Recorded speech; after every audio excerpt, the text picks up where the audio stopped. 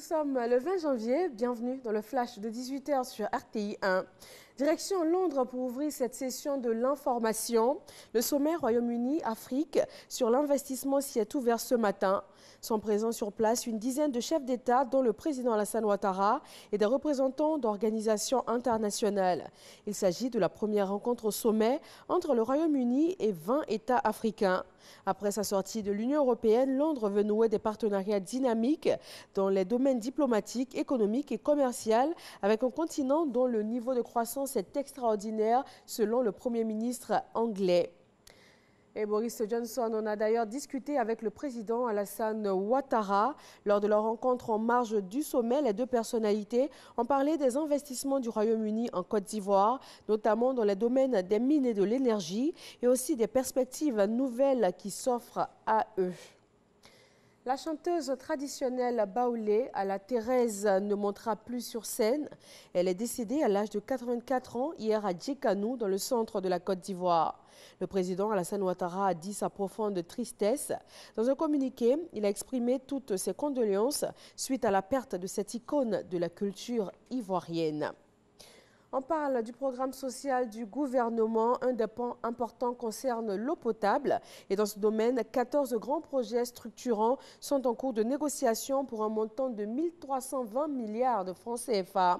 L'objectif du gouvernement est de porter le taux de couverture d'accès à l'eau potable à 95% contre 82% actuellement.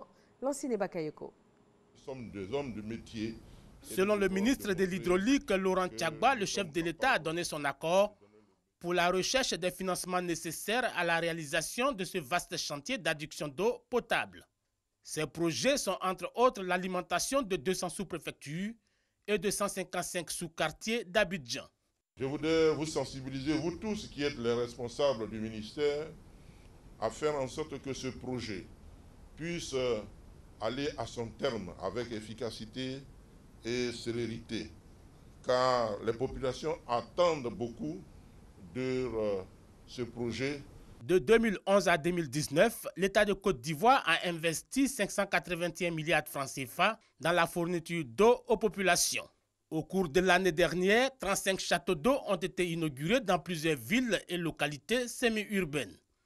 Mais l'activité majeure reste la réparation, la réhabilitation et la maintenance des 21 000 pompes villageoises inscrites dans le programme social du gouvernement. Ce projet doit se réaliser sur 3 ans, mais ensemble, nous avons défini une stratégie qui doit permettre de réparer les pompes sur une période d'1 an, c'est-à-dire qu'en fin juin 2020, nous devons tous tout faire pour que les pompes, les 21 000 pompes, soient réparées afin que nous sortons des parents des difficultés d'accessibilité à l'eau potable. Il faut rappeler que les 14 grands projets structurants vont coûter 1 320 milliards de francs CFA. Avec ces projets, le taux d'accès à l'eau potable devrait atteindre les 95% contre 82% actuellement.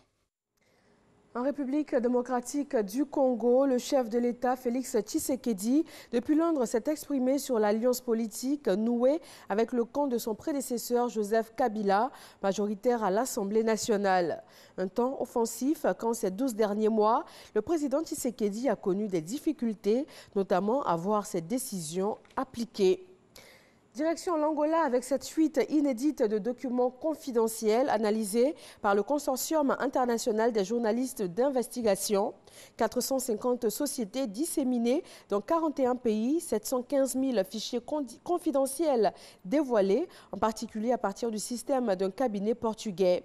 La plateforme de protection des lanceurs d'alerte en Afrique, fondée par 2 avocats français, se dit prête à défendre le patrimoine public africain. Et puis en Chine, un nouveau virus pulmonaire affecte plus de 200 personnes. Les autorités sanitaires affirment désormais qu'il est transmissible entre humains. Le virus a déjà tué 3 personnes. Cette situation provoque de l'inquiétude à l'étranger, à quelques jours notamment du Nouvel An chinois. L'inquiétude est perceptible dans les mesures se multiplient dans les pays comme la Thaïlande, Hong Kong ou encore aux États-Unis d'Amérique. Et voilà, c'est tout pour ce bref point de l'actualité. Merci de votre attention. Restez avec nous sur RTI 1. L'info régionale, c'est dans quelques secondes. Je vous donne rendez-vous à 20 h.